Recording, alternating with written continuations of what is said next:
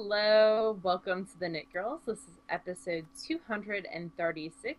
It is Sunday, January 11th, 2015. I'm Laura, also known as Lola. And I'm Leslie, also known as You Don't Call Me Les. And it's cold, dude. It's super cold here. Oh, you know what I should talk about that I need to add to the show notes? My water situation. Yeah, That's totally going. It's just a funny anecdote. It is. No, It's not a bad. Yeah. It is, well, it's funny now. It was not so funny Thursday. Okay. So this is a knitting podcast. It is. And we both knit. Believe it or not. It is true. And sometimes we do other things if this is your first time watching us. But mostly we are knitters and spinners with a little bit of such Everything and such else thrown in. Yeah. Yep.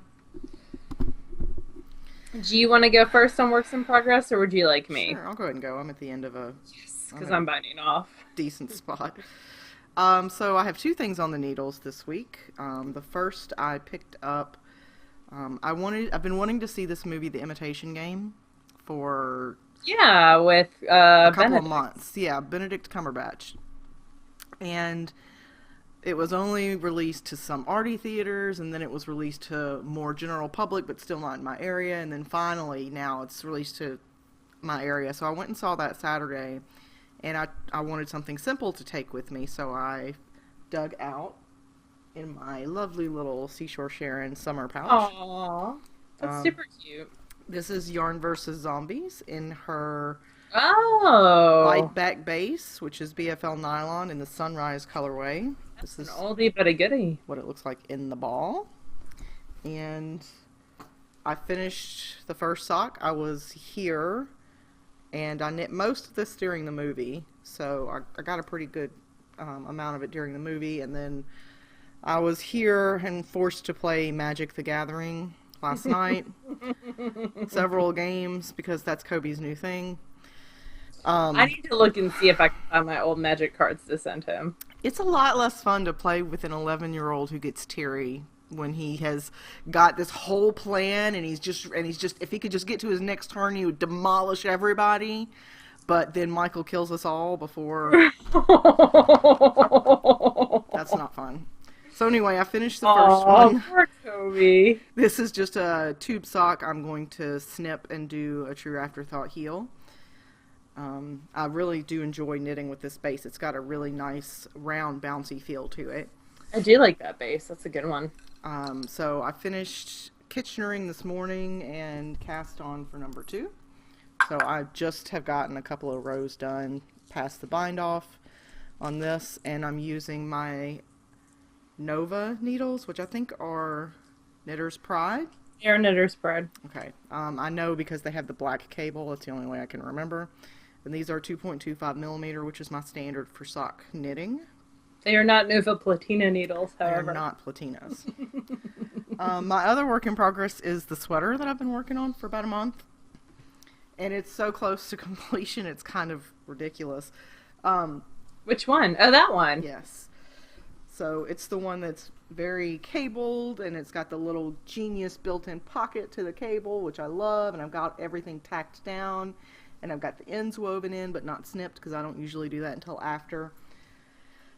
And I decided I would do a simple stockinette button band with an I-cord bind off, and I got to here on the second side and I ran out of yarn. Oh. So I'm going to rip out my swatch. Yeah. And see if I can get that last little bit. I bet you can. I have faith. Yeah. If not, I could rip out the whole band and rip out the I-cord and do a different bind off that would take less yarn. But I'd really like to avoid doing that. Yeah, I think the I-cord looks nice, and I don't know what bind off you would do that would use less yarn than an I-cord. There's not many. Well, but I'm adding 3 stitches for every stitch. You are, so you could just bind off regular. Right. But then so we'll see. A nice edge. I got, I don't know, this many stitches left. And I did a fair size swatch, so I'm hoping that I can get rip out my swatch and do I this. bet you can. I have faith. I got to that point last night and then just put it down. I went to the local craft store and got some grosgrain ribbon in a matching color. Cute. Because I couldn't find anything really cute in a like contrasting color. Knitmore Girls always do really cute grosgrain ribbon in theirs, and I couldn't find any. And then I got these little snaps to sew. Look at you. They're like, I don't know, I guess they're usually used in jackets or whatever, but they just snap in. So I'm going to sew them onto the grosgrain ribbon and then sew the ribbon into the sweater. Okay. So hopefully and you'll wash it, like you'll right. I'll block it before I do any of that. Okay. But this way, if I sew it into the ribbon and then sew the ribbon in, then I know that the buttons will match, like they'll match up, because I'll be able to clip it together before I sew it in. That's very true. So anyhow, look at you thinking ahead. You're so smart. I just really, really hate buttonholes a lot. Every buttonhole I make, I feel I'm overly critical of how sloppy it is. So anyhow, those are my works in progress. I have not finished anything this week, unless you count organization. I've done a little bit of organization up in my bedroom, which is also my sewing room. I totally cleaned up in this room a little bit. Not that you can tell, but I had lost 2 skeins of yarn that I was looking for from like my SSK haul. I'd actually put them where they were supposed to go, as opposed to the other ones, which are in a different cubby. And it was freaking me out. So I had to, it was actually 3 skeins of yarn once I found them. But I had to go through and kind of figure out where some stuff was. So you organized your sewing area? Yes, and you are totally buying for time because you are... Yeah, I went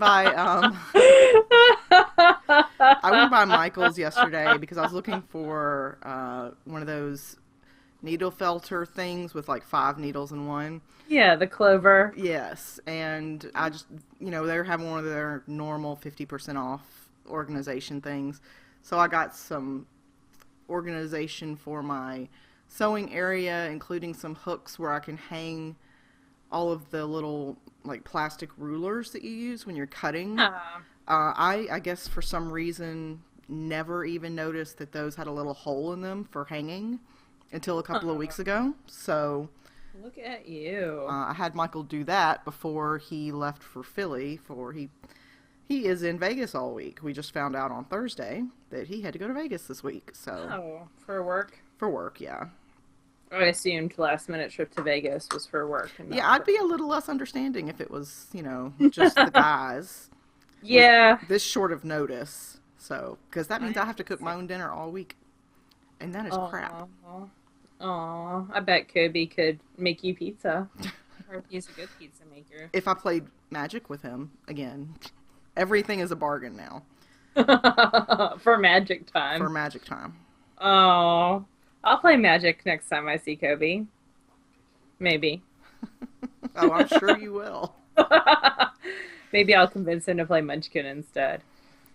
All right. What have you been working on? I've been working on my Skoodlet, which is this pattern right here. It is one of Lee Meredith's lovely, crazy patterns. It is, and the way it works, let me see if I can find my original numbers. Okay, this is hilarious, because this is me in math, okay? So, you do a swatch, which I was working on last week, and then you measure, like, how many stitches per inch. These are my original notes, so 4 stitches per inch, right? And then I have all these numbers. And then I'm looking at the pattern, and I'm like, no, something's wrong. And obviously it's on me. It's not Lee Meredith because she's a genius. So these numbers compared to those numbers, totally different except for Y or X. You know why? Because I cannot do math. So actually it was reading. So A is 30. I decided instead of the A is how deep you want it this way. And originally I was going to do 8 inches, but I changed it to 9, which I'm super glad I did. But my B number is supposed to be 4 times 1.5. I was reading it as A times 1.5. So I got 48 on this one and 6 on this one. There's a difference there of a couple stitches. So I'm reading through it. I almost texted you and was like, I can't do this. I don't know what's going on. So this is it. It's almost done. I know it looks super weird like that, except for this area right here needs to be seamed together. That's the back of the hood. Mm-hmm. I'm going to block it first. And then there's a couple ends still left to be woven in because I did use 3 balls. And then buttons have to go on. So this is going to be super. This is how it should always be worn over Beats headphones. In like a teddy bear colorway. I love that color. So, and then it buttons like that. That is very fetching. And so it'll be, I'm almost tempted. I have enough that left over that I could do a tassel.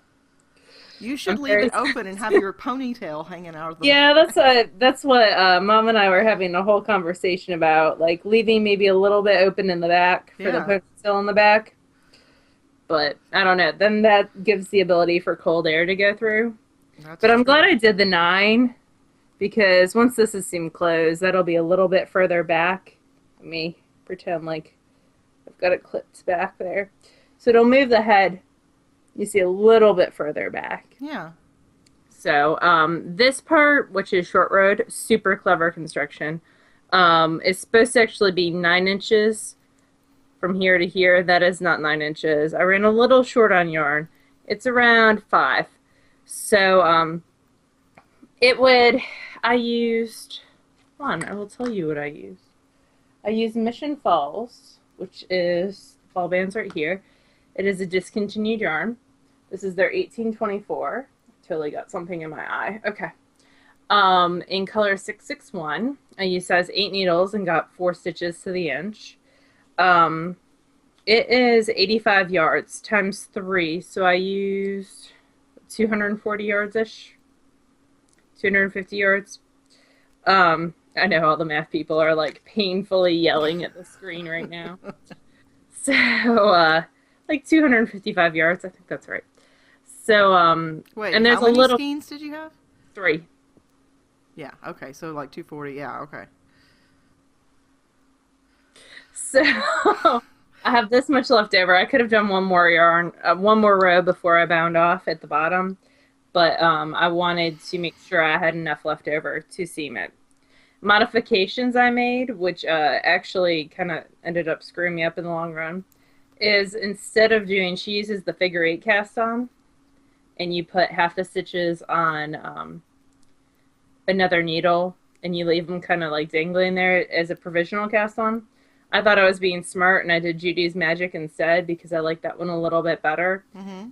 But with Judy's Magic, the end ends up on the wrong side. So instead of my end being here in the middle and having a 15-inch long tail to seam up, I had a 15-inch long tail right here, which was not super helpful. Yeah. So, but I'm going to block it. I'm actually going to stick it. I have a glass head. You do have a glass head. I'm going to soak it and then stick it to dry over the glass head like this and then block the scarf part out flat. Look at that. It's super clever. So that's how I'm going to block it. Things that I love about this pattern is the short row shaping is just amazing for the little scarflet. Like, it makes total sense. She also has you increase and decrease in the back of the neck, which makes it fit really, really nice back there. I'm just overall in love. It's the perfect pattern for hand spun. You can use any size yarn. You just need to figure out gauge. I think she's kind of like an unsung hero. She really makes every pattern approachable for any yarn. She's very good at making it understandable for people like us who are not geniuses at resizing things. That's true. You do have to do math with all her patterns, and you have to kind of trust her to know what she's talking about. But really, I love this yarn. I wish it was still in production. It's one of those times when you're like, oh. The buttons that are going with it are totally Meredith buttons. They're just fun. I had these actually in the button drawer, which it makes it even better. So I have 4 little button holes, and there's going to be 4 little buttons. So I made it just in time for it to get warm again in Mississippi. But yeah, I'm actually going to wear a hat underneath it and the hood over top. So I have a little black hat that's polar fleece. Mom also offered to line it with red polar fleece. That'd be fun. Yeah, so that might happen. I haven't decided yet. But that is the Skoodlet. I love Post-it notes by Lee Meredith. I paid $7 for the pattern from Loops, but you can get it obviously in a digital form from Ravelry. And she's just cute as a button with her little orange glasses. And you can make the scarf part wider. It's very easy to modify if you want. So that is the first thing. Oh, I didn't bring two of my other things in here. That's awesome.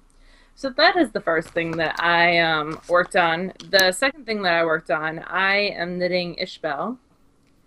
And by knitting, I mean I am ripping back Ishbel. I have an Ishbel that's been on the needles since 2008-ish. It was somewhere in the lace. I thought I knew where it was. And then I started knitting it. I knit 3 rows and actually I knit 4 rows because I knit like the lace twice. And decided that was not where it was. So I ripped it all the way back to the start of the lace, reknit the first 2 lace rows again, did not get my numbers to come out right, ripped it back, reknit them again, ripped it back. So it and I are in timeout from each other. I have to do it. It's part of my owl proposal, so it's got to get done. I did switch. It was on old Knit Picks needles, and it had like these very old stitch markers. So I upgraded my equipment on it to some signatures, size 6. But I'm super not happy with it right now, and it is in timeout. And I've got 100 grams left to knit on it now. So I'm going to ask the obnoxious question. Have you checked to see if there's any errata? Or... There is, but it had nothing to do with what I was doing. Okay. It was all totally on me. All right.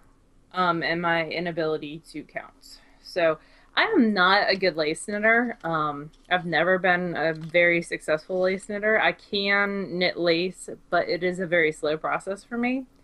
And it's the kind of process where nothing else can be going on. Yeah. So for me to knit lace, there can be no TV on, there can be no podcast of any kind playing, there can be no music playing, there can be nothing going on. So it's just not an enjoyable thing for you.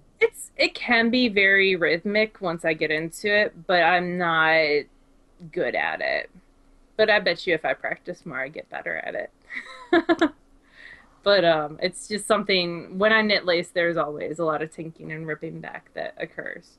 So Ishbel's in timeout. I did pull out the Washington square. I got the body to 16.5 inches, which is what I wanted it at. And it is back on the cart. So I will cast on the sleeves for that probably this week and reknit the sleeves. The other old WIP that I have, I'm looking for sock blockers, but I'm not seeing any. Here's some. Yeah, that's super helpful. Also, I had like my brush in my purse because I wore my hair down this week, and so there's like super hair. Awesome. All right. So these socks are circa, let's see.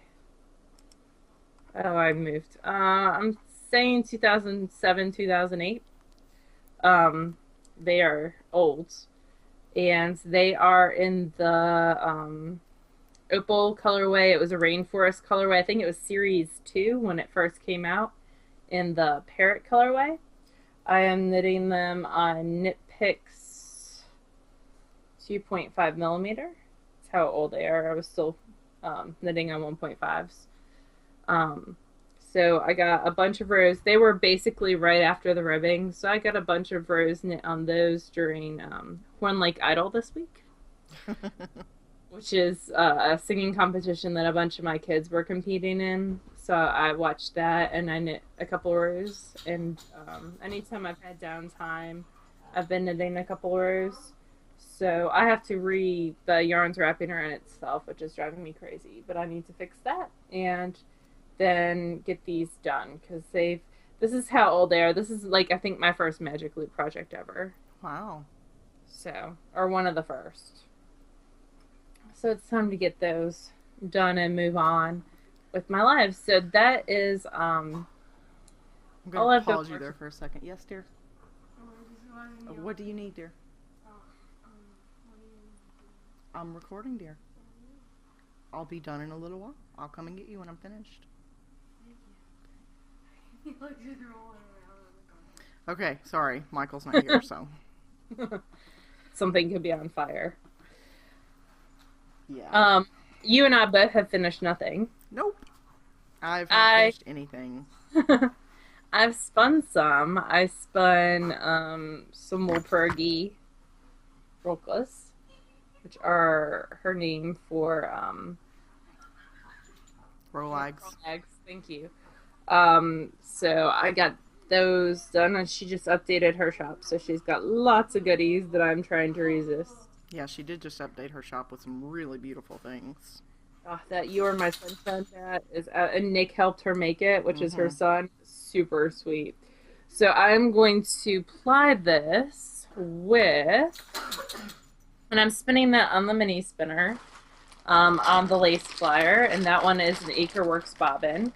And then I have 4 ounces from Gail's Art of this lovely merino swirl. I love that blend so much. And I'm going to spin half of the, I'm going to spin as much of this will fit on a bobbin and then ply it with this. So while I was waiting for the interwebs people to weigh in on that on Instagram, I started a new project. And this is one of my Spin the Bin projects, which is a completely twisted and arbitrary spinners group thing. And so you put a bunch of fiber in a bin, at least 12 2-ounce braids, and or 12 2-ounce amounts. It doesn't matter what the prep is.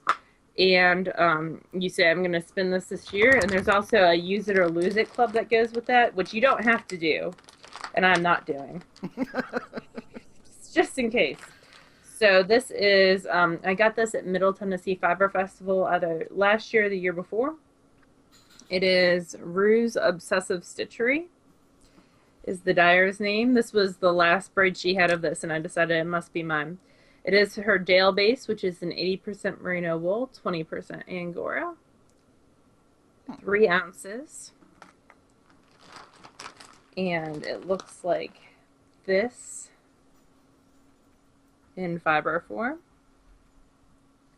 And then this is how it's coming out spun up. Oh, it's very nice.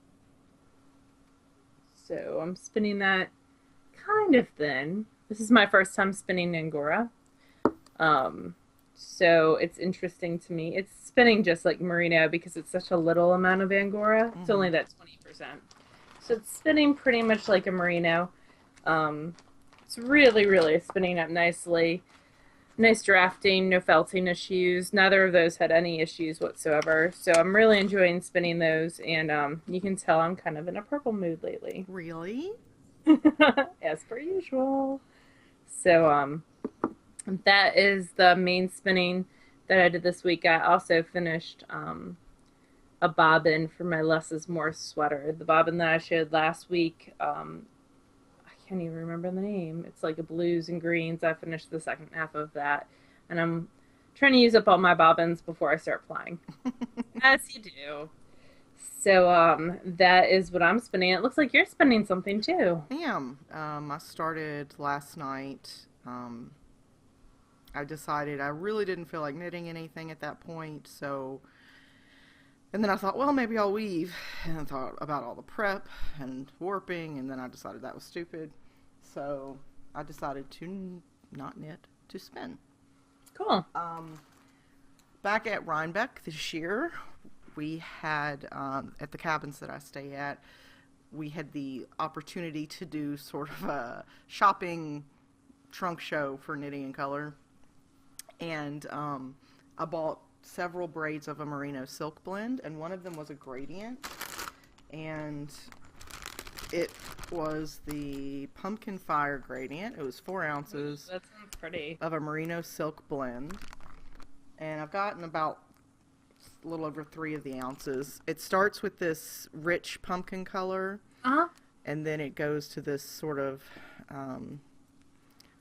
it's a slightly dulled out orange, it's got a little more brown in it, and then it gets progressively darker, and it ends up with this black. So that's where I am now. This is what I've got left. You're doing pretty well. How are you going to treat that after you finish spinning the samples? That's a question that I have, because I also have same content. Embers is the colorway. Ooh, I have that too, I think. And so I was going to apply them together. I like that idea.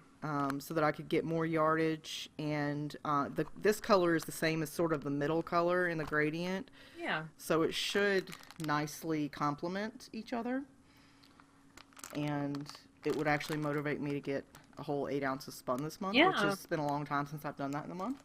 Well, since Spinzilla. So it's like Spinzilla and Tour de Fleece are the only 2 times I spin each year, which is ridiculous for the amount of fiber that I have. So it's ridiculous. You should spin more. So I've been working on this while watching Supernatural on Netflix because those boys are eye candy, even if the show is campy. They are. Yes, Neelix, what's up, baby? Neelix needs all the attention. Come on. Yeah. So that's what I've been spinning. And maybe by next week I'll have some of the second braid spun. Actually, I might have more because Michael's out of town this week. So I have all the time to do all the things. Actually, I have less because I have to do his zookeeper stuff. Yeah, around the house. Anyway, so we have a book review. We do. And this is Rustic Modern Knits, which is by Yumiko Alexander. I'm so glad you said her name. She was born and raised in Japan and then moved to the States in her 20s, so a lot of her designs are influenced by both places. It is 23 knitted accessories. I tried to make this better and it got worse. That is bad. I'll fix it later. So it's 23 knitted accessories. She also did Rustic Modern Crochet a few years back for Interweave. So this is her second book in the series. It's really pretty, and I like the color palette of it is very neutral with some brights, which is really, really pretty. And you kind of have to go into this understanding that a lot of these are sort of artsy pieces, and while they're beautiful to wear, they're not sort of your standard knitting fare. A lot of these pieces are very different, which is good. I like different. I don't mean that in a negative way, but yeah. I love bricks. Just the first pattern in the book. Oh yes, I like how she uses the variegate, the shopple wool variegate, to sort of show the different textures. Yeah, it's a zabber ball, which is a self-striping, so it self-stripes throughout. She does tell you, like, you need a provisional smooth waste yarn for a provisional cast-on, so it's joined together at the end. It's just, and like all Interweave books, there's lovely pictures and multiple pictures of each garment spread throughout. But if you bought some shopple wool, shopple wool zabber ball, the 6-ply, which is the heavier weight to knit socks out of, and you bought 2 balls, this would be the perfect use for that. Yes. I also really like English Garden. I didn't understand at first, but it's basically entrelac, but just done on a large scale, and it's a quick project that actually gives you a really nice, substantial shawl. I guess it's more of a stole because it's rectangular, and she has these built-in little ties, which I think are clever. Very much so. I really like Wisteria, which is a vest. Yes. It's something that I could totally see myself wearing to work over a t-shirt with some dress slacks. It's just a rectangular shape with armholes worked in. It uses a combination of stockinette garter and lace, just a 1-row repeat. It's really, really pretty. It uses a sport weight yarn on large needles, 10.5 size needles, so it would really work up quickly. It says from 42 up to 58, obviously with a lot of positive ease. So just really, really pretty. Nice schematics on that. And lots and lots of pictures. I really also like these lace lichen gloves. I love the detail of the thumb hole, and the one size stretches up to around 10 inches around, so they're relatively one size fits all. I just think they're a really nice accent for that trendy young person for the office. Garden Path is a nice, bulky, easily knit scarf. Yes. And It's like it go uses ahead. short rows on the ends to sort of fill out the curves and the Yeah. edges. And it only uses knit purl stitches in stockinette, reverse stockinette, and seat stitch.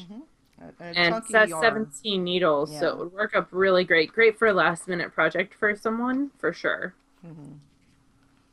She's also got a mosaic stitch pattern. There's only one in the book, but it looks pretty approachable. I've never done any mosaic knitting, so take that with a grain of salt, but it's the lattice gloves. And I like the detail on the two colors and how she's done the sort of argyle-ish pattern. I think it's done well. I love Lotus. Lotus is a shawl that kind of buttons close, so it sits nicely over the shoulders, but it's got that closure, so it's not going to fall off. That's the cover piece. Yes. Very well styled in the picture. You can, that pop of green against the blue jean dress really, really gives it a nice pop and shows it off. It uses Cascade 220 superwash, so not like a super expensive fibers. Very approachable. A lot of the fibers in here are not going to break the bank per se. It's a very approachable when you're talking about using the yarn that's called for in the pattern style book. I also like Clematis, which is a slouchy design hat with some very simple slip stitch detail around the brim. Yeah. It's knit loose, so it'll fit a large number of size heads. It is sized in one size, but it's out of a sport weight, which would probably be very easy to modify if you needed to modify it.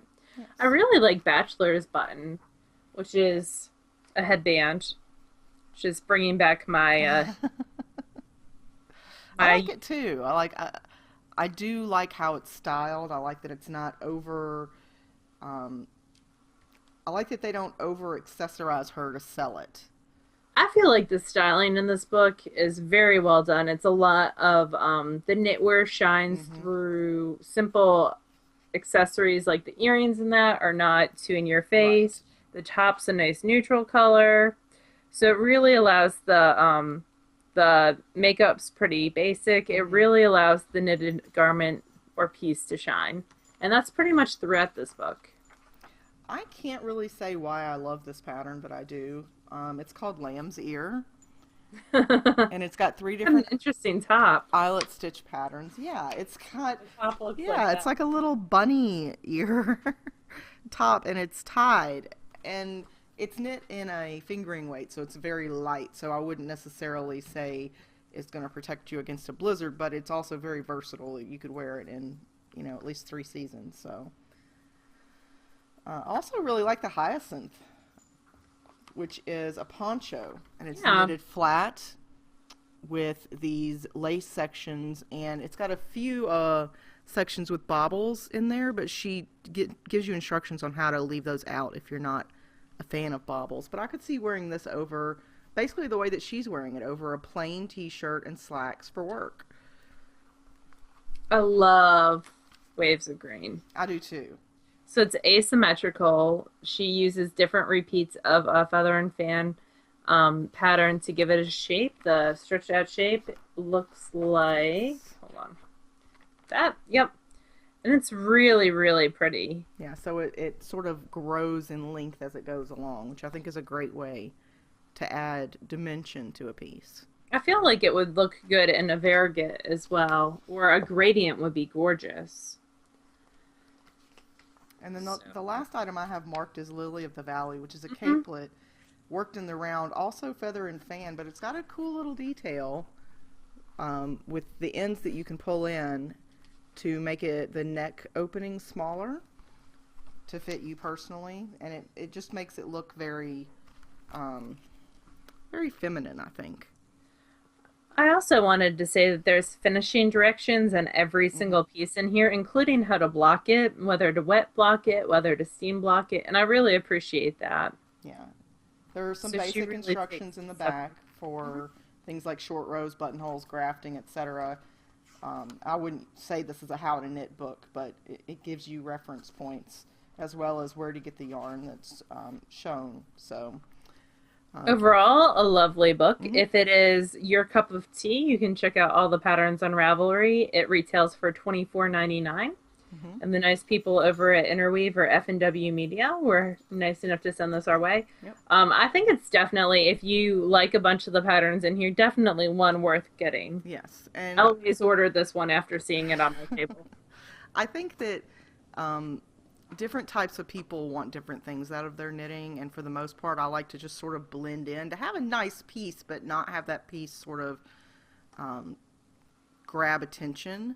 But I think if you're the kind of person who really wants to show off their knitting and really enjoys having people comment on your knitting, books like this are a great way to do that because they're a little different, a little edgier, but also not so new age that they're like in I your felt like it face. was very wearable. Yes. Garment. Yeah, I agree. I could see myself knitting a bunch of this stuff and wearing it to work for sure. Over top a sweater Right. and jeans, or my t-shirt and jeans, standard way of wearing things. So that's about it. Yep. I'm still untangling yarn, so I'm easily distracted. We do have a question from AM Knits 14. It says, "Hi Leslie and Laura. I'm fairly new to spinning and currently spinning on a drop spindle, which is a great way of doing it. Mm-hmm. I just finished my second 4 ounces of fiber. My first one was approximately 75 yards of a 2-ply, and this one was approximately 50 yards of a Navajo ply. Is this typical yardage for 4 ounces? I feel like I'm getting much better with practice, but I just want to make sure that I'm doing something right." So there is no, hey, this is what you should be spinning per 4 ounces. I will tell you, sometimes it's easier to go by your singles. So if you compare those two, your first one was 75 yards of 2-ply, so that's 150 yards, and your second one is 50 yards of a Navajo ply, which is a 3-ply. So again, 150 yards. But what you should be looking at is how even you're getting with your drafting and how even overall your yarn's getting. That sounds like it's a great, super bulky weight yarn. Mm-hmm. But there's no standard of this is how much you should get from this yarn from 4 ounces. I will say that my first couple of 4 ounces were about the same. Yeah, I would say definitely. I was definitely a super bulky girl when I first started, especially on the drop spindle. There's a lot of stuff that you're trying to do on the drop spindle. Mm-hmm. So I would say yes, you're on the right track. But yes. like Laura said, just pay attention to the how uniform your width is on your singles or your plied yarn. Just pay attention to that. But yes, I would say you are definitely on the right track. And you can always park and draft with a drop spindle, which means you can, draft out your fiber and then spin it, and then draft out your fiber and then add twist. And that might get you, rather than trying to do everything at once, that might be better at first, and then go from there to drafting as your spindle's spinning.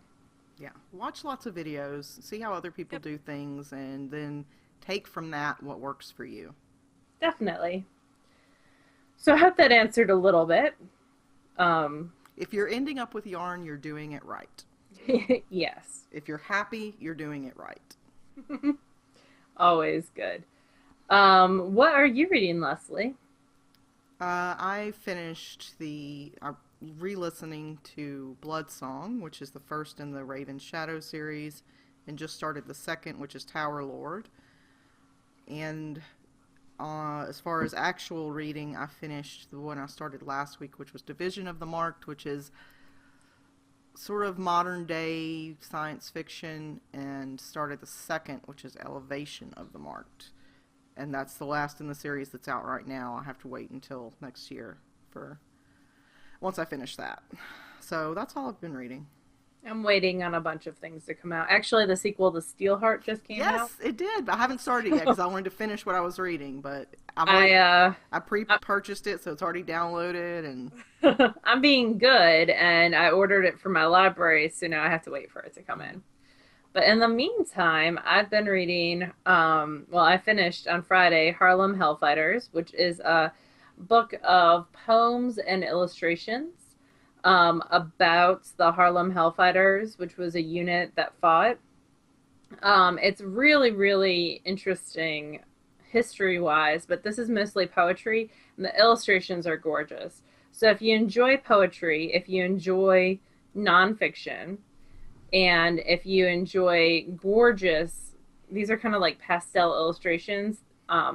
It's a great book. Now, not everything, because it is poetry, is expressly written, so you kind of have to have some background knowledge. It's definitely for grades 6 and up, maybe even a little bit higher. There is a lynching scene in it, so just keep that in mind. It's written with a YA audience, a young adult audience in mind, but it's a great addition to, like Walter Dean Myers wrote a book about the Harlem Hellfighters. This would be a great addition to that to coincide if you are doing Common Core, which everyone in the U.S. is. There's a couple of states have rejected it, haven't they? Yeah, there's a couple. But it's just, anyway, if you're looking to supplement other resources, it's a good one. Cool. So I enjoyed that. I also got a lot of reading of some nonfiction articles done, but I'm reading a lot more variety than what I normally read. I'm definitely a fantasy, sci-fi, paranormal, romance type girl, so I'm trying to broaden my horizons. I'm doing the Goodreads reading challenge, so I challenged myself to read 56 YA and kids books in this year, so I'm working on that. That's number 2, because last week I read that baseball short story book. So trying to get there, trying to motivate myself. Favorite things. Should I tell my story of my water situation? Go for it. So I have been in my house a year now. It'll be a year February 15th. And I have some interesting neighbors. And my lot is pie-shaped, so I am in a cul-de-sac, or as they like to call them in the South, a cove. And so my lot is very pie-shaped. So when it's at the street, it's pretty narrow, and then it widens out as you go further back into the lot. So I share my boundary line with my neighbors, and the front is very close. Like, there's my driveway, their driveway, and like maybe 2 feet the mailboxes sit on, and then it widens as it goes up. And I came home, what was that, Wednesday? Thursday. I think it was Wednesday or Thursday. Okay, it was Thursday. And there was just water gushing. Well, you should preface it by saying it's been below freezing, really cold. Yes. So Memphis typically, or Mississippi, typically does not get below freezing very often. But the last week has been consistently below freezing, with temperatures at a high of 9 to 15 degrees. So it's been very cold for us. And when cold happens, pipe bursts. So when I saw water gushing down the edge of my driveway and my neighbor's driveway, I assumed a pipe had burst, as you do. And I immediately went into like panic mode. So I went, and it was 9 degrees out. So I'm outside in like dress pants, my dress shoes, just got home from work, trying to find the source of this water. And I'm walking around my house. It wasn't one of, I was worried at first it was like my outside faucets, which are covered. One of those had burst, but it was kind of coming from like below our fence line. And my backyard was pretty saturated. So I was like, and it hadn't rained in a week. Right. So I moved from, oh, something's wrong, to full-blown panic, to calling the water company, to lying to the water company, because the water company said they won't come out to even look unless a main had broken. So I'm waiting anxiously, stress eating, some goldfish crackers and some fruit gems, as I'm waiting for the water company to come. And the water company and I said, you know, when I called, well, I think my neighbor's pipe burst, because I'm not going to say this pipe that's right on our line, but it's probably underneath my driveway burst. So, and I'm on the phone with my dad and my mom, and we're looking for the water meter to see if it's running through my water meter, because that would be a sign that it was my pipe. and I'm just losing my mind. Totally stressed out. And so the water company comes and they knock on my neighbor's door and they leave. And so I go out like 30 minutes later because I didn't want to be like, what's going on? Yeah. And the water had stopped, and I was like, oh, good, something was resolved. Like, my other thought was, oh my gosh, they're not home because they weren't home when I was there. A pipe burst in the side of their house, and their whole entire house is flooded. Right. Like, I felt terrible. So, I go knock on the door, and they come, and I was like, I'm so worried. Did a pipe burst? Like, I saw this water. I was worried one of your pipes burst and flooded your house. And my neighbor said no. 2 days ago, I asked my 20-year-old son to go let the outside tap strip, which you don't do. Like, don't do that. That's a terrible idea. Cover your faucets. Don't turn them on to drip on your outside faucets. Like, that's not what you're supposed to do. And he decided to turn them all on full blast for 2 days. And because, like, the water was hitting the ground and kind of freezing, I guess, like, no one noticed. But this was in their backyard, and it finally worked its way forward? Yes. It was in their backyard. So their backyard must have been an ice rink. Yeah. Like, because it was freezing once it was hitting the driveway, it was freezing on the driveway. So their driveway was like a sheet of ice, and so was the side of mine. And also, my parents are in the process of their house is for sale. So they have a big old trailer parked in my driveway because they can't have a trailer at their house because of community guidelines. So there's this trailer, and my thought is, like, we're gonna have to move this trailer to dig up my driveway, which my father is telling me is like $5,000 if there's a pipe below my driveway that broke. Wheezy did not help the situation a whole lot. And like, my second thought is this whole driveway is gonna become ice, and the trailer's just gonna because, and this is why I thought this, when we were kids, we decided, when we lived in Philly, we were at the top of a hill, that we were going to ice the driveway and go sledding into the street. Yes, you do.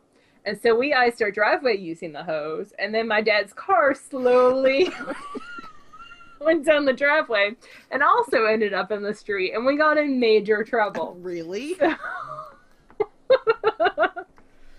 we're like, okay, so we moved from Philly when I was like 8 or 9. Anyway. So, like, that is my thought, that this trailer is just going to go someplace else. But it got resolved, and, I shouldn't have stressed at all. But I ate all my fruit gems, but then Callie of Dramatic Knits sent me a care package that had Wizard of Oz, Return to Oz puzzle in it, which we were doing next time you come down. Yes, ma'am. Because, I don't do puzzles by myself. So I have a Return to Oz puzzle. Kobe can help. I'll allow it. And also fruit gems. So she restocked my supply of fruit gems for my stress binging. She's your new dealer. She is. And she sent me a lovely picture of all of us at SSK. Aww. And there is a cute bag in there that says, I like big books and I cannot lie. And a cute button and hot cocoa mix, and she just spoiled me rotten. That's very sweet. So it was very sweet. She's Callie's kicked off it's no longer a birthday month, it's a birthday semester. What would you call a quarter? Birthday quarter. There you go. Doesn't sound very good. But that was super sweet. So thank you, Callie. And if you do not watch the Dramatic Knits podcast with Steve and Callie, you totally should. I just watched their last one. Steve went to New York for Yes. I texted him on New Year's Eve and I was like, dude, you're not going to Times Square, are you? Because you're crazy. And one of my friends from college got arrested at Times Square because he was drinking, and you're not supposed to have open bottles. I don't know how anybody could see him. It's always so crowded. Dude, enough. Please, get down. There's a ton of undercover police officers. Are they posing as, like, Sonic the Hedgehog who randomly grab children and hug them? Because that's creepy. No, they're just undercover, just walking around. So we have a giveaway this week, and then we have another something else to give away for next week. So we have 3 copies of the shoe candy pattern. From Oakley? Yes. Is it Oakley? Am I making Oakley. There you go. Agile Knitter. And there are Let's Oh, you need me to do 99 posts and 99 voices, which is always, it's a good way to check that everyone posted once. All right, let's go to random.org. Random, there you are. So between 2 and 99? Yep.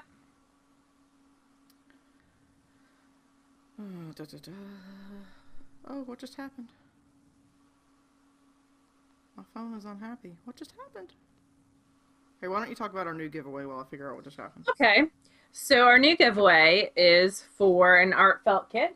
Art felt is this really cool thing. I'll show you mine in a second, which is not so cool looking, but it's very cool. It is, there's this really cool paper that comes in it, and it dissolves with water. So you're basically, it's a needle felting kit. This one's got merino silk roving, the art felt paper, 2 felting needles, and instructions. You do need access to a clothes dryer and boiling water to do it. They say helpful items and art felt tacking board. What I did mine on is I bought some of those squares that you put together, the like foam squares. Oh yeah, that you can use for blocking. And I'm doing mine on top of that. There is great pattern support with this. So you go to the Art Felt website, and for mine, there was an hour-long video telling you step by step how to do everything that comes with this kit.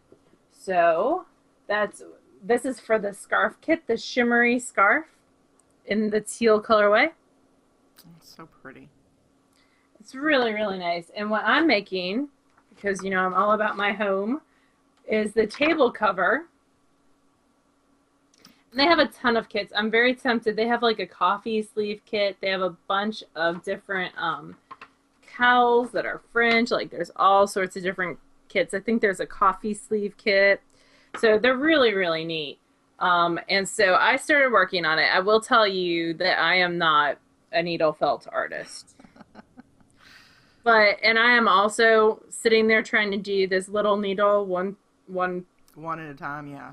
Was not working for me. So I did order from online because my local Joann's was out, the Clover 5 needle thing. And you can see through the back, you punch holes and the roving comes through. You yeah. See that? And you will injure yourself at some point using these. Yeah, I totally, this is a good thing to have your shot up to date because I totally got one of my fingers. I can't even see it now. Obviously, it was a very lasting injury. But it's just needle felt. See, that's how far I got. So I still have a good bit of work to do. I got all the bottom layer, and you cross hatch it. So you do some this way and some that way. Oh, that's cool, yeah. So it felts it different because, you know, roving felts more this way, up and down, than this way. So it's a good way of making sure that it keeps square. So I have a lot, as little bits of roving come off, I have a lot more to do. Yeah, and I'll show you guys mine next week. I ended up with like a pillow sleeve, cool. So I haven't started on it. It's one of those things that I think we got right before Rhinebeck, and it's just, I just haven't had time, but I'm going to work on it this week. I had to buy the little squares to do it on top of, so that's my excuse. And then I had to find table space. Now you can, this is smart, if I had watched the video before I was like worried about table space, you can just do it on a table, but like a small space and just rotate it, which is how I ended up doing it. But I thought I was going to need this big amount of space. So I was waiting until I got a fleece processed. The Romney fleece was on my table out in the garage, which is like where I do my craft. That's my craft table. So of course I waited till the coldest week of the year and to sit out there for a couple hours. I will tell you, if you have back issues or carpal tunnel issues, this, because you're repeatedly doing motions, this and I had to lean over because I have horrible posture. So this might not be the ideal kit for you, but you could probably con someone else into doing it for you. This is a great, if you get the clover needles where you can't stab yourself, this is a great project to do with grandchildren or children. But you cannot do it on top of something that you want, like, your body to not get poked. Yeah, because the needles go through, so whatever is underneath it will get pierced by the needles, and the needles are barbed. So yes. And you want to make sure, like, they say you could also do it on a stack of towels. That's also fine. There's yellow roving everywhere. I have the little block. We took a needle felting class 5-6 years ago at a local yarn shop, and they gave it us these was like blocks. 15 years ago. I didn't It even was know like you that long ago. 2007. When we first met, probably. Uh-huh. Yeah. Okay, so my phone was at 30% and is now dead. So Oh. y'all just have to trust me that the numbers that I give you are random. Are you just picking random ones? No, I'm on random.org right here on the computer, but I'm not going to do all the work to like capture the screen. Sorry, if you don't trust me, then sorry. So between 2 and 99, the first number is what? I said 2 and 99. Okay. Correct. The first number is 10. Wow, that's a low number. Mhm. We never get low numbers. 10 is Kiwiria from Copenhagen, Denmark. Fancy. I know. I love it when people from, I wonder if it's set up to, okay. So Ravelry has this new thing with the EU. So we might have to, we'll figure something out if it won't work. Yeah. Because that just makes a whole nother thing. But she would use Mayflower Divine, which I've never seen before. It's gorgeous. But we'll get you your pattern somehow. Yes. So it was number 10. The next number is number 84. Okay. It's like page 3? No, page, yeah, maybe? No, page 4. It should be the last page. 84 is Yarning for a Smile, who posts in our group quite a bit. Oh, cool. That's Kimberly from Anniston, Alabama. Ooh, she posted some really pretty rainbow colored yarn. That's called Pot of Gold. Okay. Did you like how I had to turn to read? So the last number is number 28, which I think is on the second page. 28 is Alexabeth, which is Elizabeth from Ackerman, Mississippi. I feel like I've met her. She is getting her first yarn box sock skein that she'll be receiving in February, so that would be perfect. Cool. So, and she's from Mississippi. I probably have met her. Not that I've met everyone in Mississippi, but I feel like I have. You've made the rounds on quite a few festivals. So we will go ahead and just auto gift you these patterns. Yes. Auto gift you guys this pattern. And thank you for entering. I'm and ready. We hope that you enjoy. I've written them down. You're good. Awesome. We hope you enjoy knitting Lee's pattern. She does some really great ones, and they're reasonably priced. So go check her out. If you want to enter for the Art Felt giveaway, we'll open a thread for that. Same rules as always. You must be a member to win. No chatting in the thread. 1 entry per person. You don't get to choose your prize. You enter for the prize that's listed. Yep. I'm trying to think what else. So I have been addicted to Miss Fisher's Murder Mysteries, which is an Australian murder mystery show. It's kind of like Miss Marple type plot, but it's like roaring 20s freedom, women expressing themselves sexually for the first time type thing. Mm-hmm. So it's really funny, and the clothes are to die for. Like gorgeous 1920s fashions. She's always dressed to the nines. So that's Miss Fisher's Murder Mysteries. It's an Australian broadcast channel. I think season 3 was just picked up. So, but it won't air until 2015 at least. But the first 2 seasons are on Netflix, and they're around 16 episodes each. So they're not like the 4 episodes. Like BBC does like 4 or 5. I know. It's like you get into it and it's like, oh, it's over. Yep. So speaking of clothes, the Imitation Game had some wonderful knitwear in it. Oh, cool. It was set in World War II time, so in the 40s, late 30s and 40s. And Keira Knightley is like the female lead. Really? And then Benedict Cumberbatch is the male lead. He wears the same 2 sweater vests over and over. I love it. But, and I mean, I guess that's typical of the time because it's all handmade, so he's not going to have an endless array. But Keira Knightley wears 3 or 4 different knitted sweaters that are just beautiful, just really well done. So I hope that they put out patterns for that at some point, or someone like copies. There's this one that's this red sweater, and it's got this sort of like afterthought brioche pocket that's folded on the edge with a button. Oh, it's so cute. I want it. So anyway, I hope somebody puts out a pattern for that. Anyway. Cool. I'm glad. Did you enjoy the movie overall? I did. I mean, of course, it's depressing because it is about this guy, Alan Turing. He's sort of the father of digital computing. And Do they go into his life after like a little bit of an after like a clarification about how in the 50s he was found to be a homosexual, and then he was chemically castrated and then committed suicide because he was forced to continue this medication which chemically castrated him.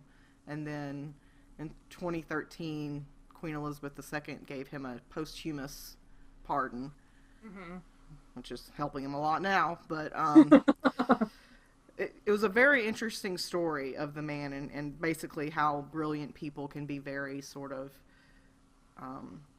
like socially awkward. Yeah. So have you been watching Scorpion at all, which is on CBS on Monday nights? I don't usually watch anything unless it's on Netflix or Amazon Prime. So it's kind of that same like misunderstood genius type socially awkward thing. And that's based on Walter O'Reilly's life. So it's interesting. Loosely based, I'm going to say, because I'm pretty sure he didn't solve crime every week. Who knows? I think the rest of what we are going to talk about is SSK related. So if you are not interested in SSK type information, feel free to turn us off now. We will see you next week. Yep. But just so everyone knows, the SSK is the signups closed back in September, and as people drop, we are working our way through the waitlist. Waitlist, thank you. Yes. I knew there was a word that I was forgetting there. And up until, I would say up until a couple of months before the event, so up until around late April or May, we don't pull immediately when someone drops. We pull usually once a month. So payments, the second installment of payments are due this week, the 15th. So if you are attending and you don't already know, which, I mean, it was in the original email, but basically the first installment, aside from the deposit, is due on the 15th. We prefer checks if we can get them, just because there's less of a fee for us. But PayPal, we take PayPal as well. If you need the information to get back into the payment page, just PM me or Laura. We'll be happy to get it for you. But we do have all of our vendor information ready, and we've got contracts for the goodie bag yarn and fiber, which is awesome. But we won't tell you what that is until the event. Excuse me. So let's talk about vendors. Go for it. Pull up my list here. So let's talk about returning vendors first. Okay. So we have coming back this year is Heather and Paul from Highland Handmade. Yep. It's been they took a year. They do like every other year. Well, last year they weren't there because Heather's best friend Katie was getting married the same month, so she couldn't do both, which I understand. Also, Fiber Optic will be back. Who does gorgeous gradients in fiber and yarn. Yeah, we're stoked to have her back. Jelby and Wool Pierogi, who we've had every year in one form or another. And still also have Martha runs with Holden. For booth. Tuft Woolens, yes. Yep. Yes.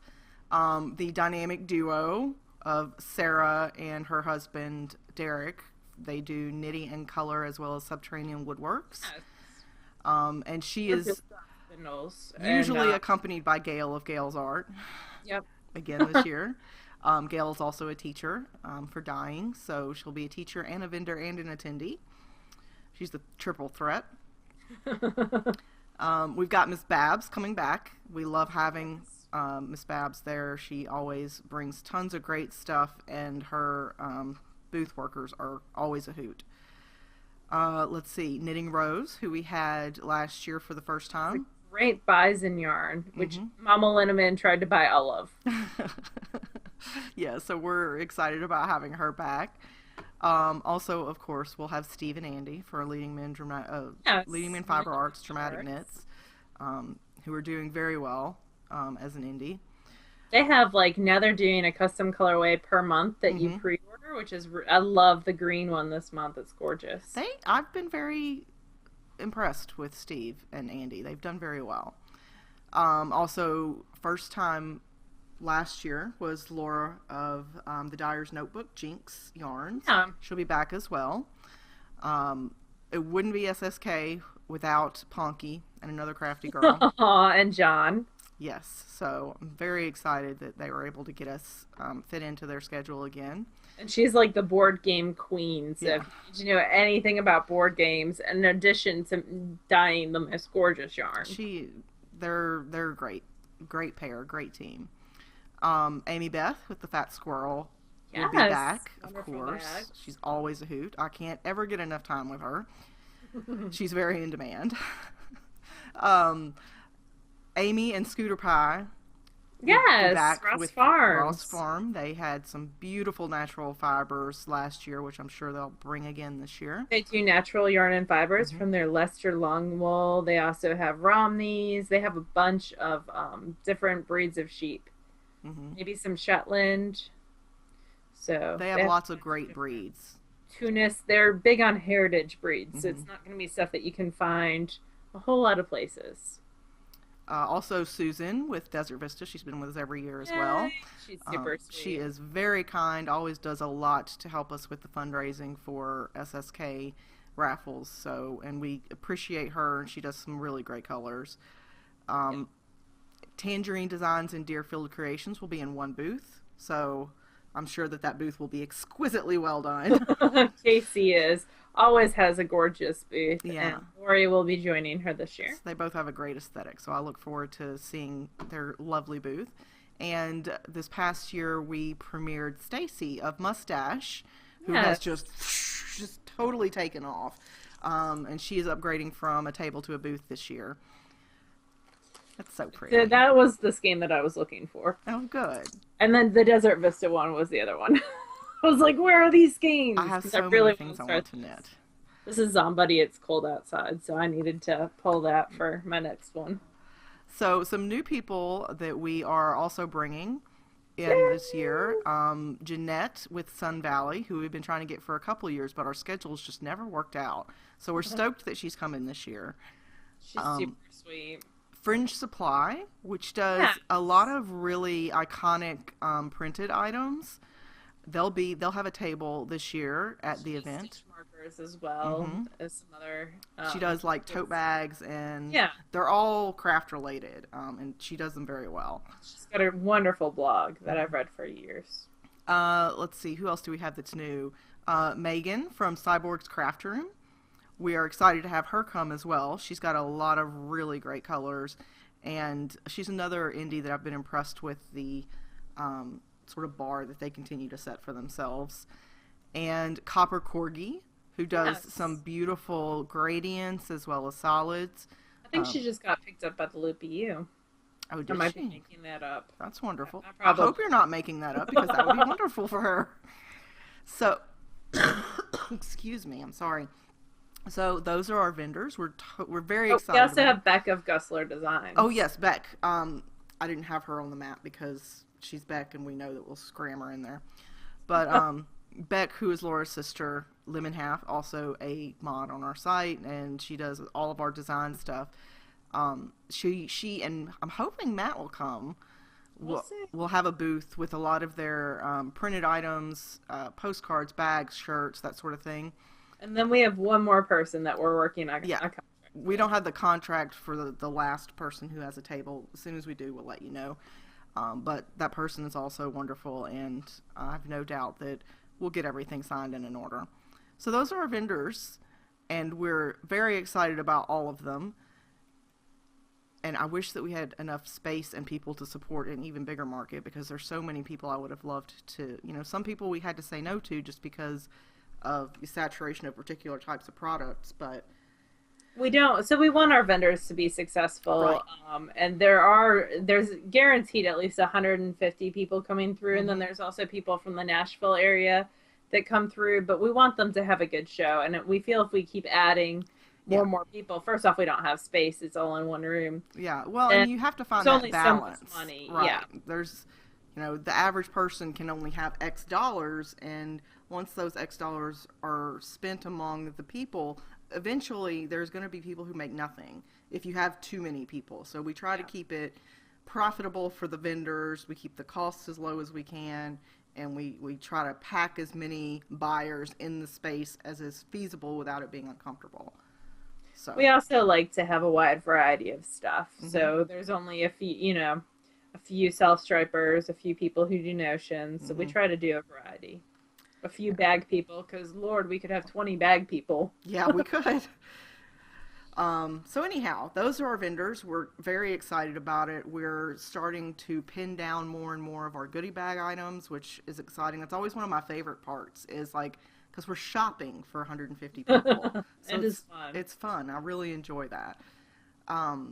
And then Laura wants to talk about the first knit along that we're doing. Yep. So starting February 1st, we will have a knit along using any of Susan B. Anderson's patterns. What you get for completing knit alongs, and that will go through March 31st. For every 100 yards you knit in one of her patterns, you will get a ticket, a door prize ticket, that you will receive when you check in. We always have a good number of door prizes, some fabulous door prizes. So those tickets, of course, you can earn more tickets as you, once you get there. There's always 10 in every goodie bag, and we give them out for silly, arbitrary reasons. And if Wheezy goes this year, he will be the keeper of the tickets, and he will make you dance and do other crazy things for tickets. But also, or not. We have an ongoing charity hat knit along, so you can always earn tickets that way. You can do preemie hats, adult hats, whatever. It's all measured in the same way. Per 100 yards, you get a ticket. And all the details for everything will be on the SSK board, the Super Summer Knit Together board, which is on Ravelry. Yep. So there's a lot of information there as well. I think that's about it for SSK. Yeah, I think so as well. Else? I mean, there's tons of other stuff. We just can't tell you any of it. That's very true. That's so true. Classes typically go for signups March usually. Middle of April, March. So both our Aprils are fairly busy, so it might be towards May. We do class signups kind of on the later end because it's easier for me to get people who are dropping kind of by that point we're more settled, and people who are going definitely have selected classes, because I hate when people get in late and they can't get in their number one class because it's full. It makes me upset for them, and I try really hard to get everyone into their number one class, and I think we've done that almost every year. Everyone's gotten into all their number ones. So last year definitely everyone got in their number one. We tend to wait to do both roommate assignments and classes, like Laura said, until later, because life happens. People have to drop. We totally get that, but we also, we both have full-time jobs, so we want to make as little work for ourselves as possible. And I can't get on Ravelry at work anymore, which is making it much harder to do my knit girl stuff. Yeah. So we try to wait until the least likely point when people are going to drop, which is usually a month or two out. Classes we'll do at least in May at the latest, because you'll need time to knit up any homework or whatever, which I'm sure will be minimal. Anyway, I think we're blathering at this point. So we will say goodbye, and we will see you again next weekend. Bye, y'all.